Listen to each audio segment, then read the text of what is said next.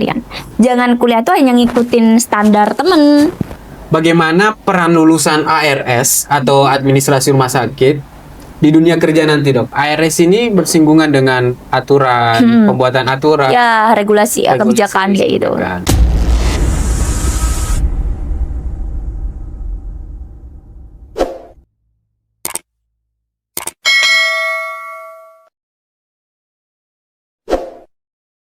Halo teman-teman, selamat datang di podcast Arsa. Ruang ngobrol santai seputar dunia kesehatan, manajemen rumah sakit, dan inspirasi untuk calon tenaga kesehatan di masa depan. Dan perkenalkan, saya Jihad yang akan memimpin podcast kali ini. Dan hari ini kita akan membahas sesuatu yang sangat menarik pastinya, yaitu tentang program S1 Administrasi Rumah Sakit. Sebuah prodi yang berperan penting di balik lancarnya pelayanan kesehatan. Oke, nah, sudah hadir membersamai kami di sini, yaitu seorang narasumber yang luar biasa.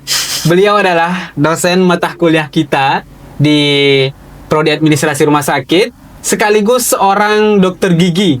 Nah, jadi beliau ini seorang praktisi juga, teman-teman, di dunia kesehatan pastinya. Dan selamat datang, Dokter Gigi Dewi. Ya. Oke, dan terima kasih banyak telah menyempatkan waktunya untuk kami dalam podcast ini pastinya. Ya. Oke, dan saya dengar-dengar tadi kesininya hujan-hujannya ya. Iya. Basah. Tapi tetap ya. Iya, harus on point ya. Oke, dia. Dan profesional saya. Profesional, ya. Dan Karena kerjaan juga. Ya, dan pastinya itu membuat kami terharu. Aduh. Tim project Arsa ini membuat terharu karena melihat perjuangan dokter kami bisa hujan-hujanan ke sini. Karena kita sama-sama berjuang ya. Ya, terus berjuang pastinya. Oke, baik. Mungkin sebelum kita masuk ke pertanyaan-pertanyaan yang sudah ada di list oleh teman-teman nih, Dok.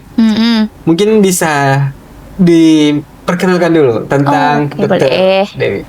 Halo teman-teman, perkenalkan saya Dokter Gigi Dewi. Ya, saya praktisi sebagai dokter gigi dan jadi salah satu dosen di Prodi Administrasi Rumah Sakit Universitas Aisyah Surakarta.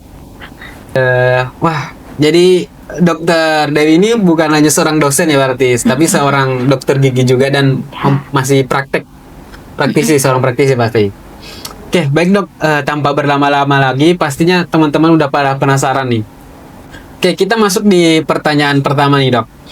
Mungkin bisa dijelaskan dulu, Dok, sebenarnya apa sih yang membuat seorang dokter gigi yang sudah praktek dan sudah berkarya di dunia kesehatan pastinya tetap memilih terjun di dunia akademisi, khususnya di Prodi S1 Administrasi Rumah Sakit ini? Oke. Jadi dulu kan saya kan dokter gigi ya. Dokter gigi itu kan jalurnya panjang gitu perjalanannya. Jadi kita masih S1 dulu, profesi dulu. Nah, dulu karena saya waktu profesi itu masih punya waktu luang, akhirnya saya ngambil kuliah lagi itu, ngambil S2. Saya ngambilnya manajemen rumah sakit. Nah, kenapa? Karena saya kan bidangnya kesehatan ya. Jadi saya tuh cukup kepo, pengen tahu lebih dalam gimana sih alur kerja di rumah sakit itu seperti apa sih, administrasi rumah sakit itu seperti apa, vaskes yang lain seperti puskesmas itu seperti apa, klinik tuh kayak gimana. Nah gitu, saya tuh pengen lebih tahu gitu. Nah akhirnya saya ambil lagi tuh, sekolah lagi. Nah kenapa saya tertarik di dunia akademisi ya, karena untuk membagikan ilmu yang saya punya itu gitu. Jadi biar adik-adik tuh juga bisa belajar gitu dari pengalaman saya atau dari dulu pengalaman saya waktu kuliah atau waktu praktek gitu. Ya, jadi pengen membagikan pengalamannya pasti dan ilmunya pasti. Ya. Oke Dok, kita ke pertanyaan selanjutnya. Oke, tadi jawaban pertama sangat menarik pastinya. Iya. Kalau dilihat dari sisi praktisi nih Dok, jadi Dokter Dewi kan seorang praktisi nih. Bagaimana peran lulusan ARS atau administrasi rumah sakit di dunia kerja nanti, Dok? Jadi peluang kerja untuk lulusan administrasi rumah sakit sangat luas ya. Bisa kerja di rumah sakit, bisa di klinik, klinik itu kan ada klinik yang Pratama, ada klinik utama, nanti masih bisa lagi ada juga di puskesmas, bisa juga di dinas kesehatan, atau misalnya untuk klaim asuransi. Nah, bisa nanti kerja di BPJS atau asuransi swasta yang lain. Bisa juga nanti lanjut jadi dosen juga bisa. S1 kamu ngambil HRS, S2 ngambil magister administrasi rumah sakit. Oke, jadi banyak banget ya jadi. Iya, jadi banyak. Mungkin masih banyak teman-teman masih banyak yang bilang atau yang tahu kalau administrasi rumah sakit ini cuma identik dengan administrator, tapi banyak. ternyata banyak ya dok. Jadi bisa merangkap ke banyak hal Ya, pastinya. saya ke bagian manajerial ya. Jadi nggak hanya staff secara bagian pendaftaran, tapi lebih luas lagi. Kayak gitu. Oke, baik dok. Untuk pertanyaan selanjutnya aja dok. Mungkin sebagai dosen atau sekaligus dokter gigi, apa ada pengalaman menarik yang pernah dokter alami yang berkaitan dengan administrasi rumah sakit? Kalau berkaitan dengan administrasi rumah sakit ya, kalau kita itu kerja di fasilitas kesehatan, tentunya kita harus kerja berdasarkan SOP. Ya, baik di klinik misalnya, SOP di klinik sama di puskesmas, misal sama di rumah sakit beda-beda. Jadi punya aturannya masing-masing. Nah, setiap SDM yang kerja di situ harus menaati itu SOP-nya masing-masing. Misal waktu pandemi kemarin COVID-19, SOP-nya berubah nih. Sebelumnya kan untuk nakes itu kan nggak pakai APD ya. Kalau maksudnya dalam artian misal bagian pendaftaran nih, bagian pendaftaran awalnya kan nggak pakai APD. Nah, setelah ada pandemi, otomatis SOP-nya kan berubah, ngikutin apa misalkan terjadi wabah seperti itu. Nah, nanti semuanya berubah SOP-nya. Jadi ya pengalamannya hanya itu sih. Oh iya.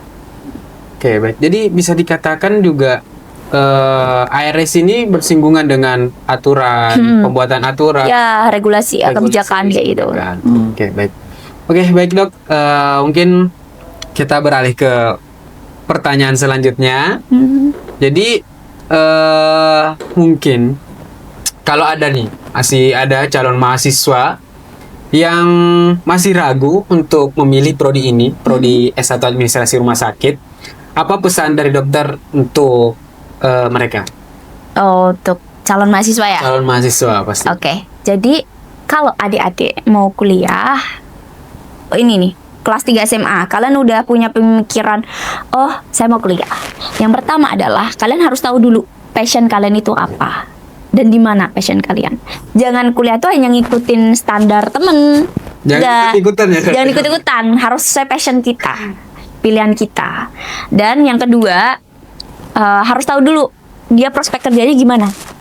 Yang jurusan yang kalian ambil ini, jangan ini udah passionku, tapi nanti bingung prospek kerjanya gimana, itu enggak. Harus mau ngapain? Kebanyakan kan kayak gitu kan. Nah, jadi harus tahu dulu prospek kerjanya gimana. Yang ketiga, pilih universitas yang memang ada jurusan itu. Misal, contohnya kalian mau passionnya di administrasi nih, tapi pengen banget nih terjun di kesehatan. Ada pilihannya administrasi rumah sakit. Dan di Solo ada nih di Universitas Aisyah Surakarta yang ada prodi S1 administrasi rumah sakitnya. Oke, baik. Dan jadi sebelum kita memilih untuk kuliah, kita juga pasti harus yang pertama tadi tahu passion kita apa. Passion apa. Terus prospek kerja nanti setelah lulus kita mau ngapain nih. Dan pastinya pilih universitas yang menyediakan untuk prodi itu. Ya.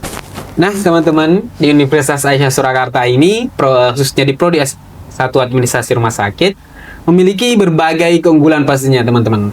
Jadi dosen-dosen yang mengajar di prodi Administrasi Rumah Sakit itu adalah dosen-dosen yang berpengalaman yang juga seorang praktisi di bidang kesehatan. Salah satunya adalah Dokter Dewi ini, jadi seorang dokter gigi tapi seorang dosen juga.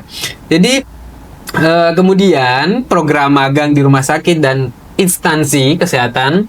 Jadi Universitas Aisyah Surakarta itu sudah bekerja sama dengan banyak rumah sakit Dan bukan hanya di Indonesia tapi di luar negeri juga, Dok, ternyata.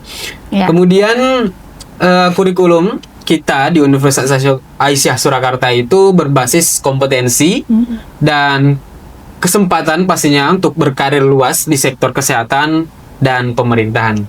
Jadi buat teman-teman yang ingin punya karir strategis di bidang kesehatan, ayo bergabung di Prodi S1 Administrasi Rumah Sakit di Universitas Aisyah Surakarta. Oke, terima kasih banyak Dr. Dewi sudah menyempatkan hari ini dan memberikan insight-insightnya di Ya. hari ini ya pasti. Ya, terima Kami kasih. Sangat berterima kasih banyak. Iya, sama-sama. Dan semoga apa yang kita lakukan ini, obrolan-obrolan kita ini bisa bermanfaat bagi banyak orang, Ya, amin. khususnya bagi mahasiswa ataupun calon mahasiswa. Oke, baik. Sampai jumpa di podcast selanjutnya di Arsa Studio. Dadah. Dadah.